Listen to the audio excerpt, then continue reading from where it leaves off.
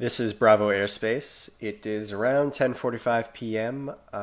In the evening, Sunday evening here in New York. I just wanted to give an update following the story of the A380 Rolls-Royce Trent 900 series engine series of events that have happened since the engine failure on the 3rd. There's been a lot that's happened with this story. Several new elements that have come out, and I figured putting it together in a presentation like this would tie it all together in a way that's understandable for viewers of Bravo Airspace. So as far as the timeline goes, on the 3rd, as many of you know, due to the extensive press coverage, Qantas Flight 32 has an explosive engine failure on its flight from Singapore to Sydney. The engine actually has a hole blown in it. It's able to turn around and make a safe landing back at Singapore International Airport. The press has extensive coverage of what happened that day, and a few questions began to arise regarding the Rolls-Royce engine.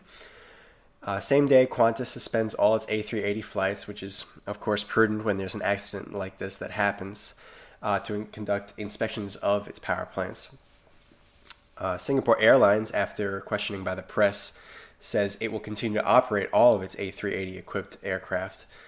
And Rolls-Royce, lastly, releases a statement on their website regarding the accident, encouraging all operators to conduct thorough inspections of their engines on all their A380s.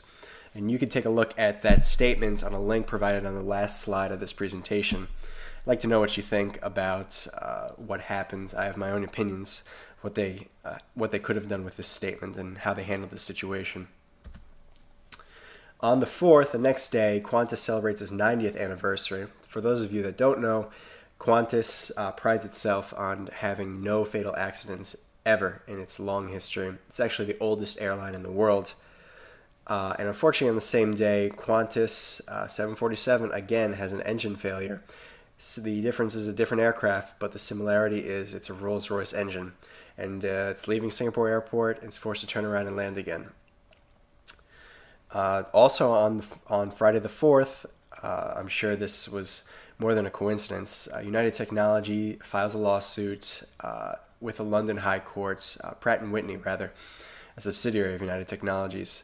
And they stipulate that Rolls-Royce stole some technology or used technology for their fan blades.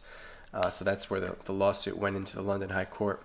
And they file a complaint into the International Trade Commission suggesting that all Rolls-Royce engines, there be a ban on imports of Rolls-Royce engines into the United States.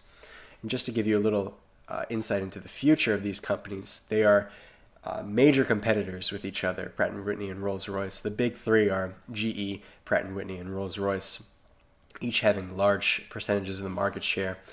And currently, P&W and Rolls-Royce are working on an engine for the 787 to be competitive for that aircraft.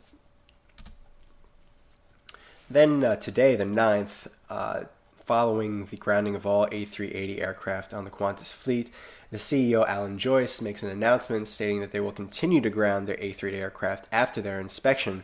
And this is what he says: on 3 of the engines, what we found is slight anomalies. Oil where oil shouldn't be on the engines. We're keeping an open mind on it, but we think it could have been a materials issue on the engine or a design issue on the engine.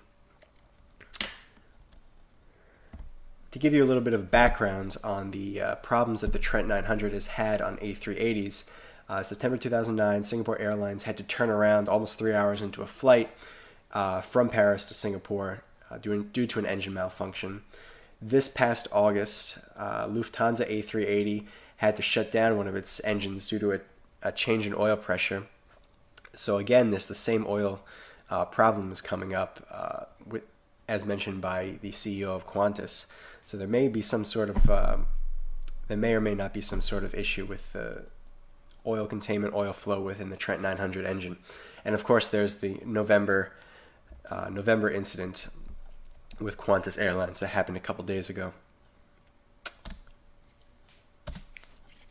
I just wanted to give you a little bit of insight into the competition for A380. Currently, there are 2 models of engine that could power the A380. There's, of course, the Trent 900 by Rolls-Royce, and there's the GP7200 by Engine Alliance. Engine Alliance is actually a recent deal put together by GE and Pratt & Whitney, where they went 50-50 into this venture to make the engine for the A380. And as far as market share goes, it's around 50% for the A380, where Rolls-Royce and Engine Alliance each hold half of the market share for A380 aircraft power plants. Some people say it's 47, some people say it's 55%, but it's hovering around the 50% mark. And lastly, I wanted to show you this link to their statement regarding the events of the 3rd on Rolls-Royce's website. Take a look at it, let me know what you think.